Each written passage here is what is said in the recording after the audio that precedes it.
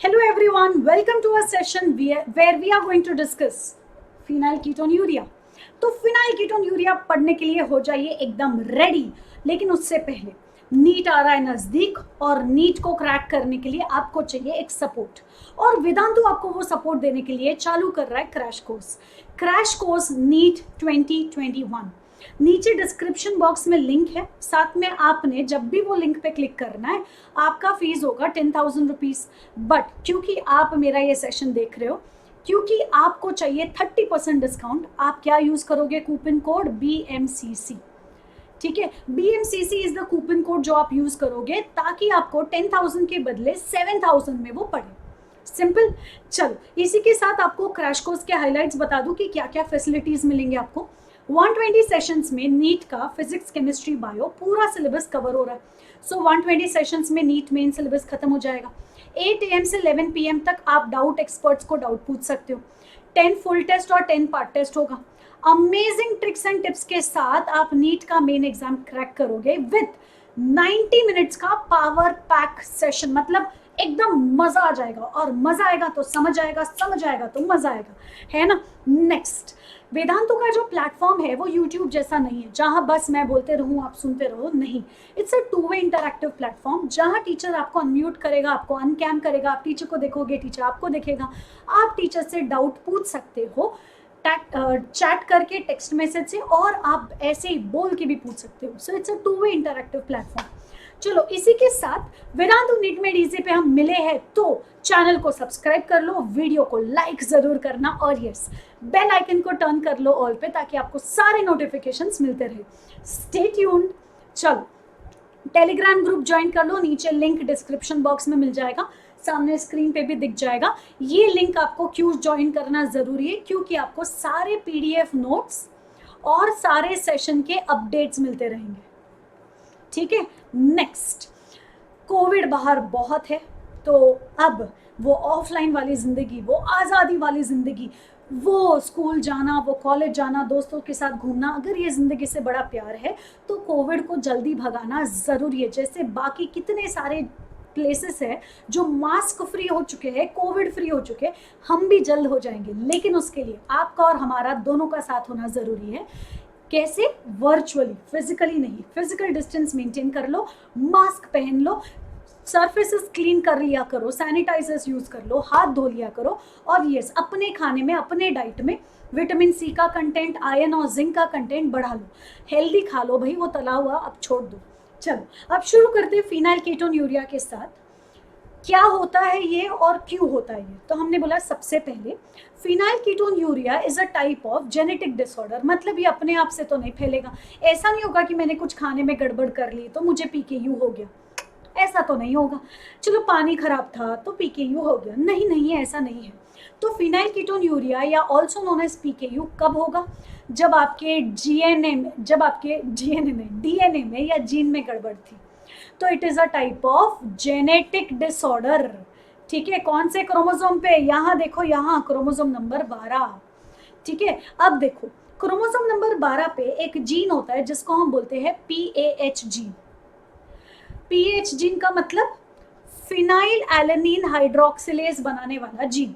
ये जीन का ट्रांसक्रिप्शन और ट्रांसलेशन हो गया तो एक एंजाइम बनता है, और उस एंजाइम का नाम है फिनाइल एलेनिन हाइड्रोक्सिलेज, जो फिनाइल एलेनिन को टायरोसिन में कन्वर्ट करने में हेल्प करता है।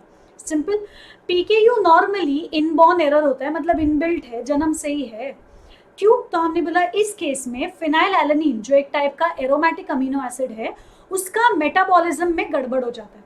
अगर आपने इस कंडीशन को ट्रीट नहीं किया तो फिनाइलकेटोन्यूरिया में फिनाइल एलेनिन के कीटोन कंपाउंड्स, मतलब फिनाइल पायरुविक एसिड या फिनाइल कीटो एसिड्स ब्रेन में, मतलब जिस भी पेशेंट को हुआ है उसके ब्रेन में, लीवर में, किडनी में जमा होने शुरू होता है, जिसकी वजह से ब्रेन डेवलपमेंट ठीक से नहीं होता है, इंटेलेक्चुअल डिसेबिलिटी, शिजर्स आते हैं, बिहेवियर में प्रॉब्लम होगा और मेंटल डिसऑर्डर्स होगा। यहाँ तक कि स्किन जो होगा उसमें से अजीब सा स्मेल आता है और कलर बहुत ज़्यादा लाइट हो जाता है, मेलानिन नहीं बन पाता है क्योंकि टायरोसिन की कमी थी बॉडी में।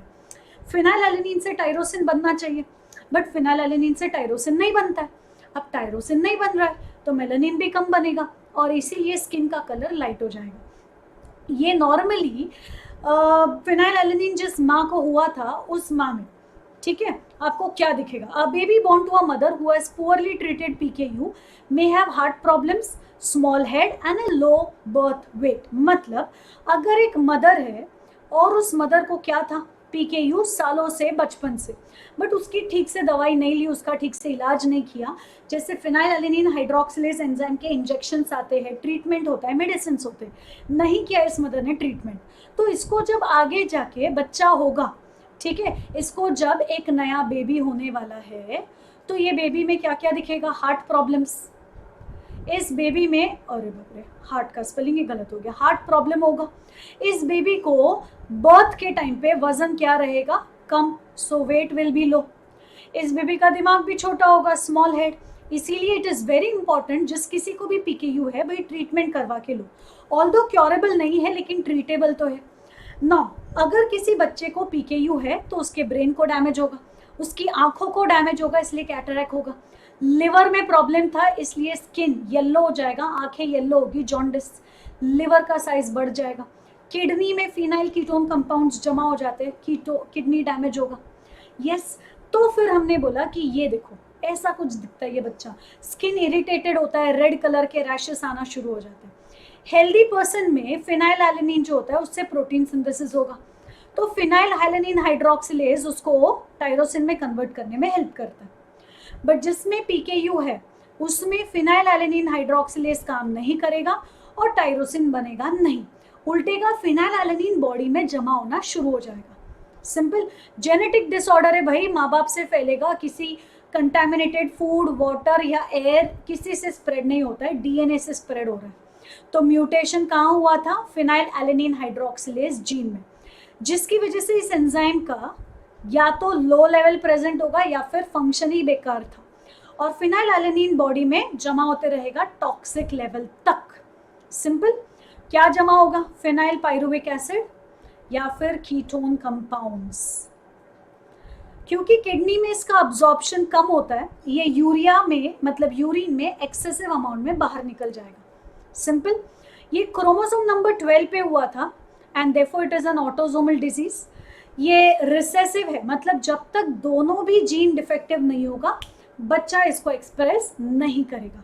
क्लियर? दो टाइप के पीकेयू होते हैं, एक होता है क्लासिक पीकेयू, एक होता है वेरिएंट। मतलब एंजाइम किस तरीके से काम कर रहा है उस हिसाब से या तो क्लासिक होगा या वेरिएंट होगा। नॉर्मली अगर आप देखो तो 12,000 बच्चों का अगर जन्म होता है उसमें से एक बच्चा पीकेयू के साथ होता है, और मेल या फीमेल जेंडर पे कोई डिपेंड नहीं करता है, equal number of male and female are affected. Simple, clear? तो अगर डैडी कैरियर है, मदर कैरियर है, तो बच्चे में कंडीशन होने के चांसेस है। Simple, clear? That's it. चलो, इसी के साथ stay tuned with Vedantu NEET made easy में ऐसे ही और ज़्यादा 10 मिनट्स के वीडियोस लेके आऊंगी, इंटरेस्टिंग वीडियोस के साथ। I will be back soon, but do not forget to like the video, share it and subscribe it. Till then, stay tuned with Vedantu Neat Made Easy. Bye.